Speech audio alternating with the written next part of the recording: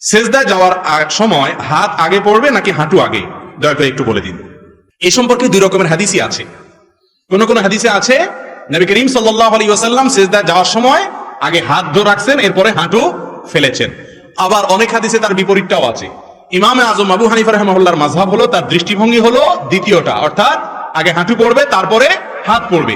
এক্ষেত্রে যে হাদিসে আছে আগে হাত পড়ছে পরে হাঁটু পড়ছে, ওটার জবাবে তিনি বলেন হয়তো নবী করিম সাল্লাল্লাহু আলাইহি ওয়াসাল্লাম তখন শারীরিক অসুস্থতা ছিল, সেজন্য এরকম করেছেন। বাকি দুইটার সপক্ষে কি আছে? হাদিস আছে। কামড়াকামড়ির পক্ষে কোনো হাদিস নাই। কথা বুঝতে পারছেন? এরপরের প্রশ্ন, জামাত চলাকালীন সময় নামাজে ইমামের কোনো ভুল হলে মুসল্লিরা যদি তাকবীর না দেয়, জামাত শেষে ভুল হওয়ার কথা না বলে, তাহলে নামাজ হবে কিনা? প্রথম কথা হলো তাকবীর দিবেন না, এটা ভুল প্রচলন। এদেশের ৯৯% মানুষ এই ভুলটা করে। সেটা হলো ইমামের কোনো ভুল হলে মুক্তাদিরা পিছন থেকে কি বলে তার ভুল ধরবে? লোকমা দিবে কি দিয়া?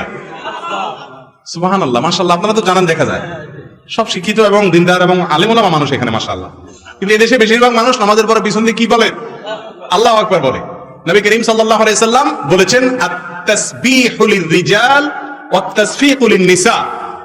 ইমামের ভুল হলে পেছনে মুক্তাদি যদি মহিলা থাকে তাহলে এভাবে হাতে বাড়াই দিবে, মানে ইমাম সাহেবরে বুঝাবে যে ইমাম সাহেব বেলাইনে চলে যাচ্ছেন। কথা বুঝতে পারছেন? আর পুরুষ যদি থাকে তাহলে বলবে কি? সুবহানাল্লাহ। আমরা বলি কি? আল্লাহু আকবার। আল্লাহু আকবার হাদিসে নেই।